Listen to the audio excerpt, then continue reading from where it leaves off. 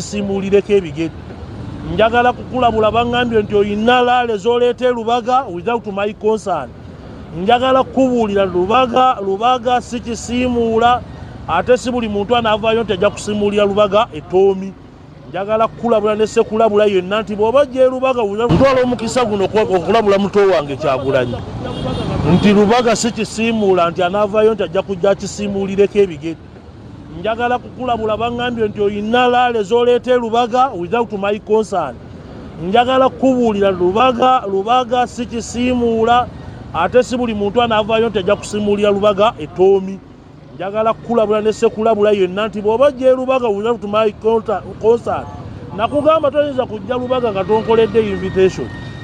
Lubaga si toilet nti avaayo nti agenda kuvaayo ayingire akole byakola ki byayagala. Njagala kulabula ne sekulabula yenna nkulinze ku nnaku z'ennomination zonna. Abantu abamu abeeswambaswamba kati nga tebalina na bifo mu ggwanga wano nga Majambere. N'otunuulira Majambere n'obwamajambere bwe ng'ayinza okutulemesa ffe bamumiraasa naffe okukola emikolo mu Lubaga, ekyo tekisoboka. Era mwenna abeeteeseteese naddala ab'NRM okujja okuleeta obujagalalo wano tubalinze, tugenda kubamiranga ensanafu. Kati gwe mwami Majambere oyingiriramu wa? Tukulabula genda okola emirimu gya Mukamaawo General Museveni obeereeyo naffe tulekere gya Mukama waffe Robert Kyagulanyi Ssentamu pulezidenti w'eggwanga mwoyo gwa ggwanga. Otyo olunaku olwaleero nga tubategeezezza ekibiina kya National Unity Platform balina olukuŋŋaana gaggadde ku Kala Grounds awo e Nateete. Kaakati akulira NRM ye Chief Mobilizer. I beg to be corrected naye kubibiri ebyo. Majambere emabega kaawo yavaayo. Now I have 2 points to make. Esooka. Kantandikire kubiyitirwa mpozingira akaawo. Majambere ne tiimu ye baakola ekiyitirirwa okumpi ne office ya National Unity Platform. Kiyinza obutaba musango kubeera weekiri. Naye nga tugenda mu Kaluje nabadde envuga nga nzire waka ne mpulira omu Deputy RCC Kitambula ngagamba nti abakulembeze b'opposition bakulembera abavubuka okumenya amateeka. Naye nina kyentandise okusensinga kyensaba twegendereze nga tugenda mu kaluka naddala abavubuka abamobilizingira ku saidi y'NRM. Twewale provocation okwesoomooza okusojja okwesojja is provocation is kuyiikiriza nga tomanyi kiyinza kuvamu ono kubanga of course kabwempe munene naye of all places waaki oplacinga ekiyitirirwa mu maaso g'ono oba ontegeera obanga asindiikiriza ono okubaako kyakola ebirala byonna biryoke oli asobola okukozesa kkubo nga wetwala tusobola okukola ki naye ddala of all places lwaki olumba n'oteeka ekiyitirirwa mu maaso ga munno. Tuba tugenda mu kalu ze nasomerako ku ssomero nga bwe baba bakuba oli bwakkuba basooka kumubuuza byazze bitya wobanga wayiikiriza akubye bwe bamukuba 5 gwoba oyinako 3 kubanga naawe obeera kitundutundu mu musango.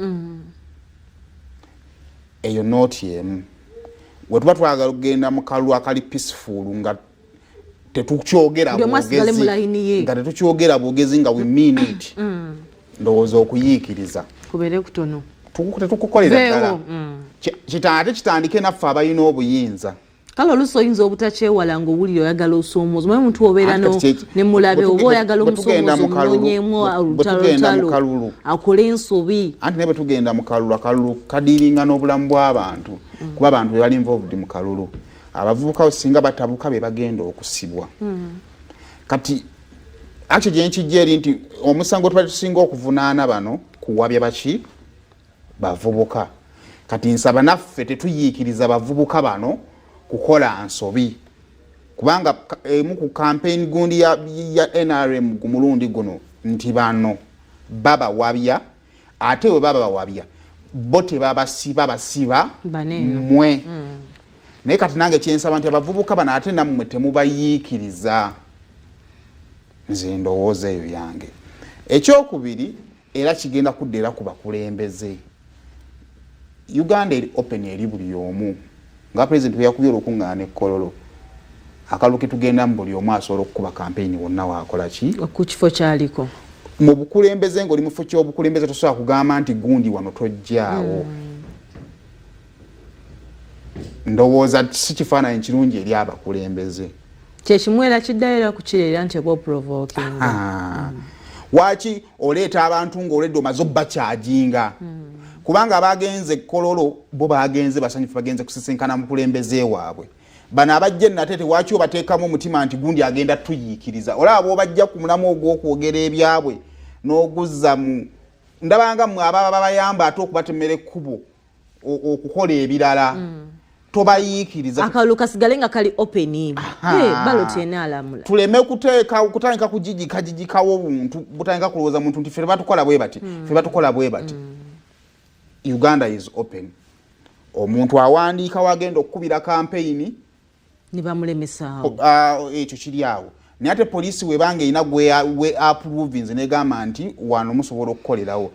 Majambere sisuubira nti nno osobola okusinga poliisi.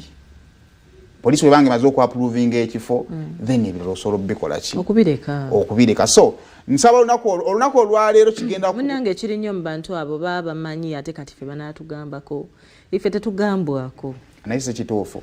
Olunaku olwaleero nga tugenda mu nomination ya Mwami Kyagulanyi egenda bba ntandikwa ey'enjawulo. Ekisooka ku sayidi ya Mwami Kyagulanyi alina pledge gye yakoze olunaku olw'ejjo gye nsaba egobererwe.